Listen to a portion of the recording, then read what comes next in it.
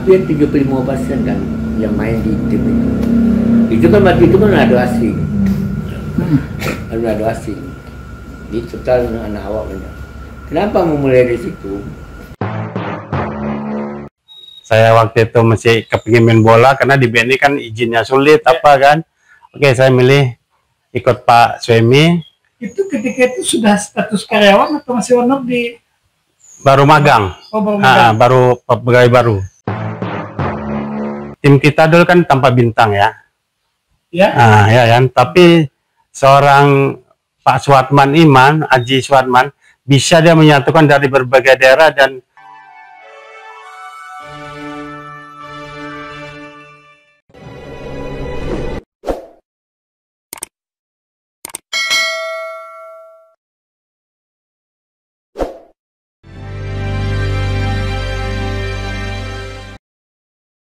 Assalamualaikum warahmatullahi wabarakatuh. Dan sana Firdaus Abi. Satu dari sejumlah atlet yang beruntung pasca Pekan Olahraga Wilayah atau Perwil pertama di Padang tahun 1984 adalah Tresno Afandi. Ia kemudian melepas statusnya sebagai karyawan Bank BUMN karena sepak bola. Sementara sangat banyak orang mendambakan menjadi pegawai perbankan. Anak pematang siantar ini datang sebagai kiper kedua di tim Prapon Sumut. Ia masih sangat muda untuk mengalahkan dominasi Ponirin Meka. Sang senior sudah menjadi pemain top di masa itu. Kendati menit bermainnya tidak seberapa, jauh di bawah Ponirin Meka, namun kepiawaiannya mengendalikan si kulit bundar sangat menarik perhatian banyak orang. Salah satu di antaranya tentu saja pelatih dan manajemen Galatama Semen Padang kala itu. Tresno Afandi kemudian tidak pernah menduga, tak lama setelah ia kembali ke kampung halamannya di Pematang Siantar, Sumatera Utara, tiba-tiba ada tamu yang datang ke rumahnya. Salah satu yang sangat dikenalnya adalah Zatako, wartawan olahraga yang sangat populer di masa itu. Zatako datang bersama seseorang yang tidak dikenalnya ketika itu. Sampai Mas berlabuh ke Semen Padang tuh bagaimana ceritanya, Mas? Ya, kemungkinan gini ya, waktu Porwil atau Prapon tahun 84 saya kan ikut tim Sumut yang pertama kali main di Gor Agus Salim ya. Saya cadangannya almarhum Bang Ponirin Meka. Cadangan iya, Ponirin Meka? Iya, tahun 84 itu ya. Kiper legendaris Indonesia.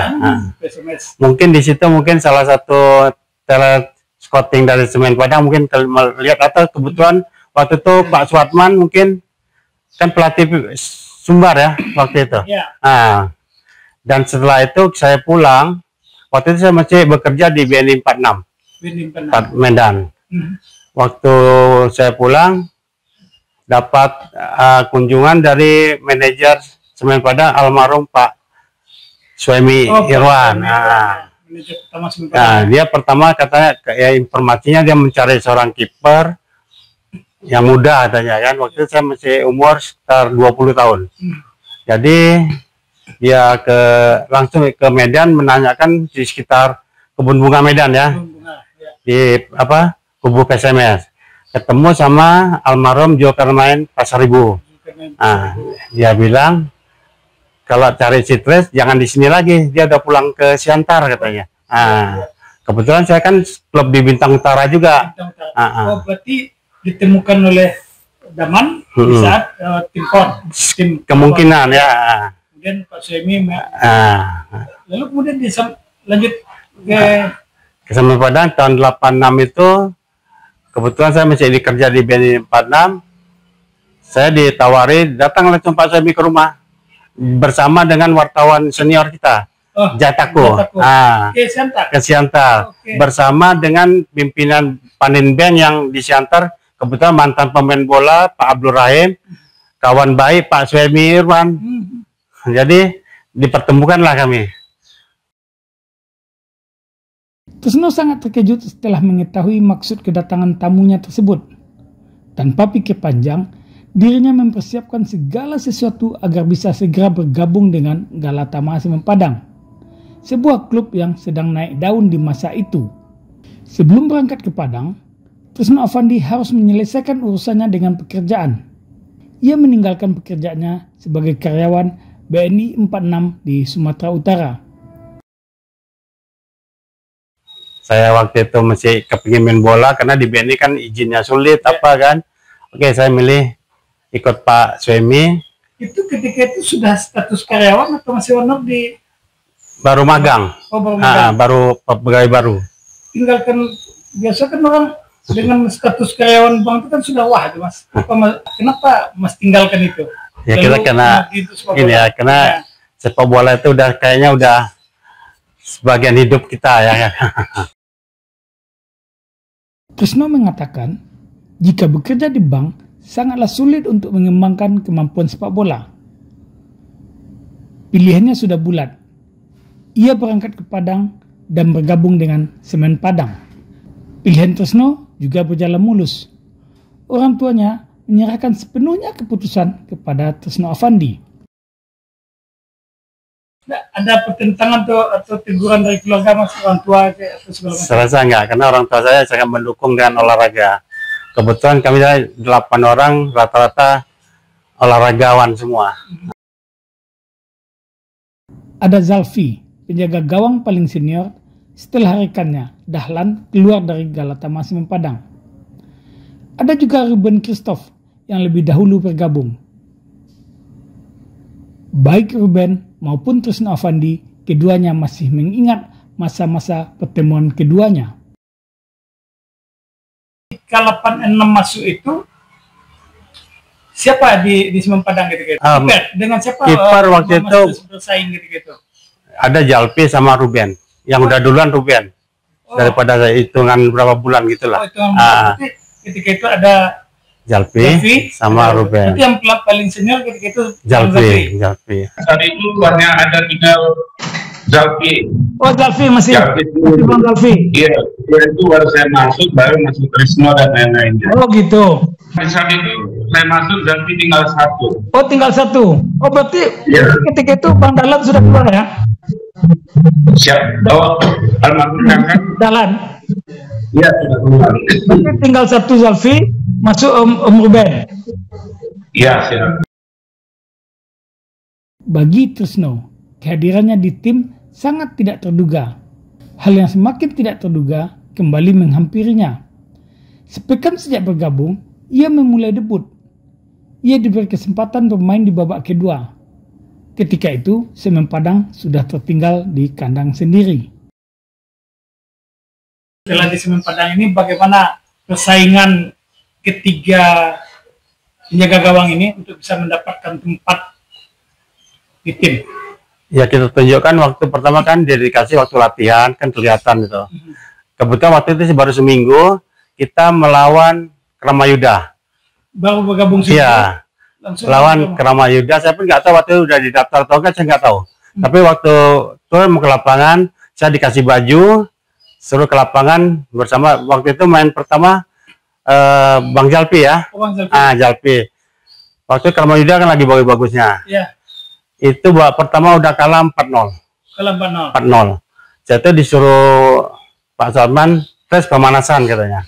Waktu itu kan asisten ada Bang Suwarno ya, Mendiang Suwarno, sama Pak Sofian Rai yang baru meninggal juga 2 hari yang lalu. Kan itu kan termasuk pelatih, asisten pelatih. Suruh pemanasan, babak kedua langsung turun. Ya.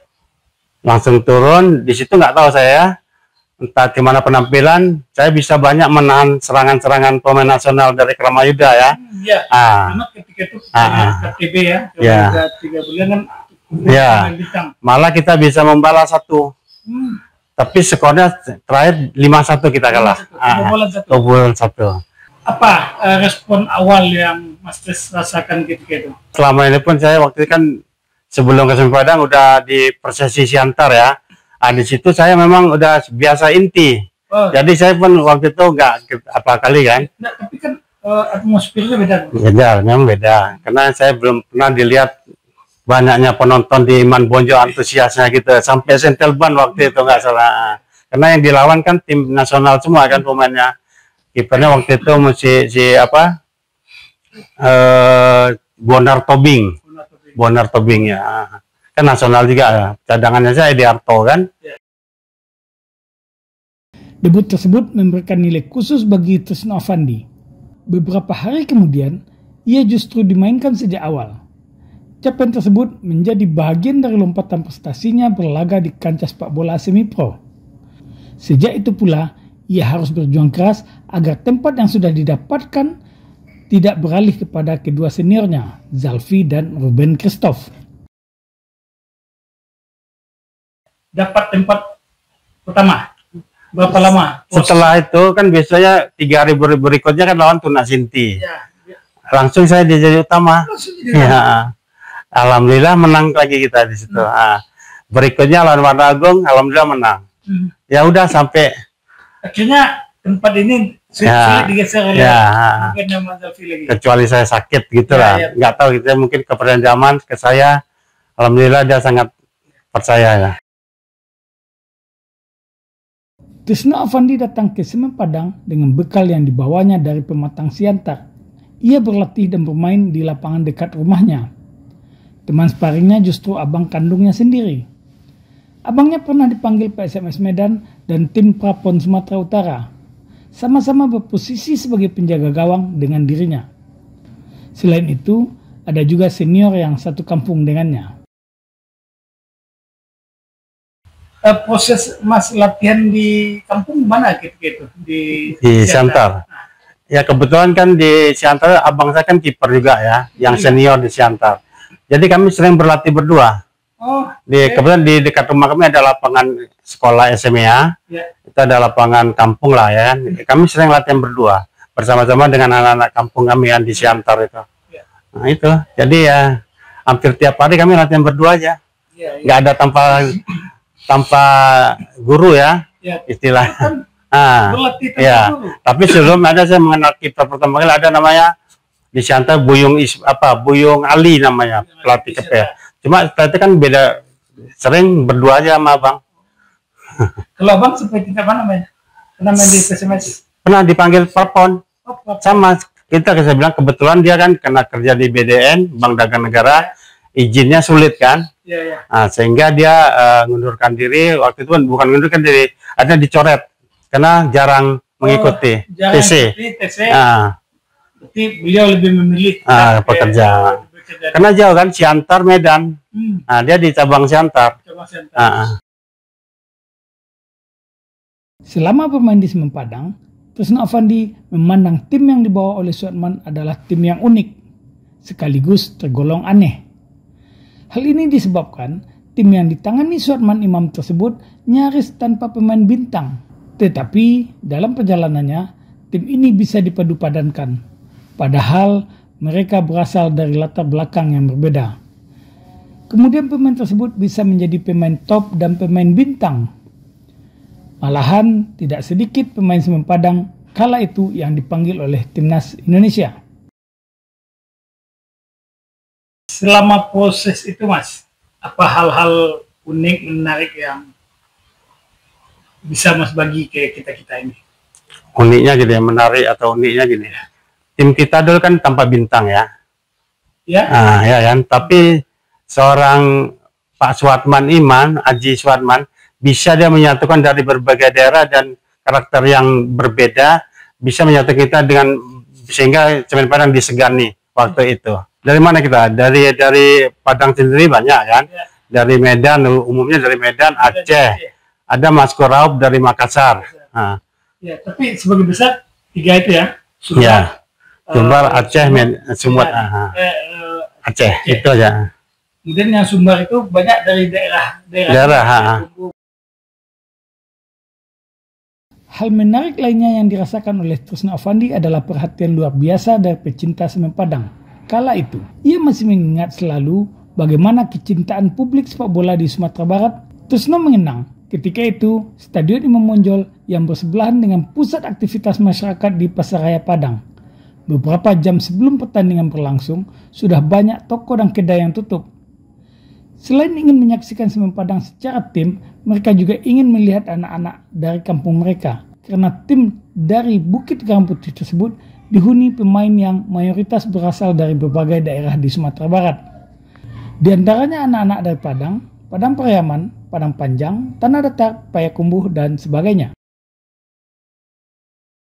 Yang asli dari kota Padang mungkin cuma Abdal sama Welly ya. Ya, NBC lo Payakumbuh, Delphi, Payakumbuh, ya kan? Padang Panjang. Padang Panjang, Aprius, Batu Sangkar. Iya. Dan ketika itu setiap orang yang ingin nonton, dia melihat anak-anak putra daerahnya. Iya. Nggak ramai-ramai gitu-gitu. Memang ya zaman itu mungkin kalau Semen Padang mau main misal jam 4 itu toko jam 2 udah tutup ya kan? Ya, sekitar stadion ya, Pasar Raya. Betul. Itu ingat betul. Itu yang dari Batu Sangkar, dari Solok, dari mana kan nyewa bus ke stadion ya. Yang minimal kalau orang Batu Sangkar dia ingin nonton Aprius, dia cukup seperti apa Aprius. Payakumbuh begitu. Ingin nonton Delphi, Nel dan lain-lain. Iya. Jadi umumnya kalau yang apa di sini dari Payakumbuh banyak ya. Mungkin di musim daman mungkin kalau tidak salah. So Semen Padang itu dihuni oleh putra-putra daerah.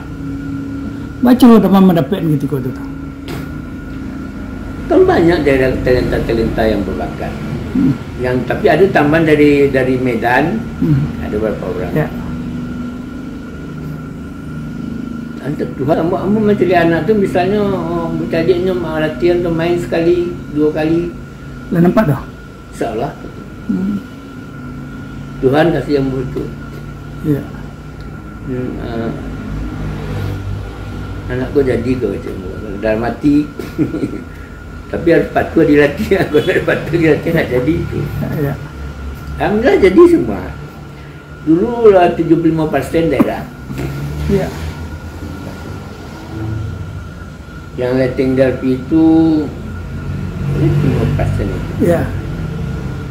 Kiper Trisno, Aspinal, Nyelmaizar, Abdal, Aprius. Dia memulai di bawah dulu. Oh, boleh. Oh. Ricky Darman, Anton. nah tentu sayap Ricky Darman, gelandang kan. Ada Maskur, ada Aprius. Maskur Sulawesi. Ya, Cik kan itu Topik Delphi dia circle. Ya. Topik Delphi kan circle itu. Nah, Aceh kan. Ya. Muspadri, Cik gelandang. Jadi kita luas ya. Anton apa tu? Sukri, Ahmad Sukri. Ya. Anton dan itu hampir 75% kan yang main di tim itu. Itu kan waktu itu kan ada asing. Ada asing. Di total anak awak banyak. Kenapa memulai dari situ? Anak-anak awak tu punya talenta, kapan lagi mereka bisa menikmati klub di daerahnya atau dia bermain untuk daerahnya kan gitu. Tapi dengan syarat ni harus kerja keras. Kamu melatihnya bisa 3 kali sehari dulu. Nah, Ya. Awak mulai dari nggak ado kan, harus ado. Yang Padang itu kan nak mau beli pemain dulu ya. Kamu jadikan sendiri dengan jalan kamu sendiri. Tapi kamu kehilangan waktu dengan keluarga ini. Beberapa saat sejak bergabung di tahun 1986, Trisno Affandi tidak mau tempatnya digantikan pemain lain. Ia harus berjuang keras untuk terus mengimbangi 2 seniornya. Ia tak mau kalah begitu saja, sehingga hari-harinya diisi dengan latihan yang sangat keras. Fasilitas latihan bisa didapatkan secara mudah. Lapangan latihan Semen Padang ada di samping mes tempat mereka menginap. Trisno memberikan ilustrasi. Hanya berjalan beberapa langkah dari mes, sudah sampai di lapangan. Makanya ia tidak mau melewatkan kesempatan. Malahan tak jarang ia berlatih sendiri. Ya jaga kondisi otomatis ya. Itu latihan yang apa? Di samping kita latihan rutin, apa kita bisa misalnya mana kekurangan kita latihan sendiri. Kita apalagi kan dekat itu lapangan kita, cuma melangkah aja. Ya, dari rumah ke mes ya kan, cuma melangkah aja kan. Di saat dirinya tampil gemilang di bawah Mistar, Tresno Avandi mengakui masih ada sejumlah kekurangan yang dimilikinya. Tetapi ia berupaya untuk menutupi seluruh kekurangan yang ada. Berbagai cara dilakukan. Salah satu kekurangannya yang paling mencolok adalah tendangan gawangnya. Nah, kalau boleh tahu Mas, apa kekurangan seorang Tresno Avandi di masa jaya-jayanya dulu? Mungkin tendangan saya kurang kayak kiper-kiper sekarang ya. Shooting saya kurang. Tendangan gawang mungkin zaman saya mungkin saya paling buruk mungkin dibandingkan Ruben Jalpe mungkin jauh. Bagaimana cara mengatasinya? Ya kita kan kerjasama dengan pemain belakang, bisa bola out. Kita suruh menjauh Bang Warman waktu itu kan, ada waktu Endra atau Endra Susilo. Oh berarti tendangan gawang? Dulu kan tendangan gawang kan rata-rata memang back yang apa? Oh jadi sehingga tertutupi ya? Tapi kalau sekarang jarang juga kiper tenang gawang dia. Ya main bola. Saja, ya. Karena kan peraturan sekarang kan makin apa ya? Supaya banyak gol mungkin ya kan. Nah, jadi kiper pun bebas untuk digulir dulu yang enggak lewat kotak lagi ya kan. Dan sekarang kan membangun serangan dari bawah. Jangan sudah jalan. Dulu zaman kita main kan bola atas ke Liga Inggris. Bola pegang, kalau bola hidup, bola pegang tendang langsung jauh. Taruh di garis. Tendang kita aja dulu. Itu kelemahan. Tapi selain menyerahkan kepada back, proses memperbaiki sendiri itu ada berusaha kita, tapi memang itulah kelemahan saya memang. Nggak bisa bukan nggak bisa, tapi nggak jauh. Nggak jauh. Kalau dipaksakan sampai setengah. Ada setengah sekali ya. Tapi rata-rata mungkin nggak sampai garis tengah kalau dipaksakan ya. Sementara kiper lain rata-rata lewat. Dan Sanad Firdaus Abi, sosok Tresno Avandi akan semakin menarik diikuti karena dialah satu-satunya pemain semen Padang yang pernah mengikuti Piala Winner Asia dalam 2 hajatan secara berturut. Dan mungkin dia hanya satu dari sedikit pemain Indonesia yang mendapatkan kesempatan tersebut. Ia juga merupakan satu dari beberapa pemain semen Padang yang dipanggil kembali ke lapangan setelah tidak dipakai lagi. Tetapi ia membuktikan bahwa dirinya belum habis setelah bermain di klub lain. Terhadap hal ini dapat diikuti pada edisi kedua tentang Tresno Avandi. Sampai jumpa.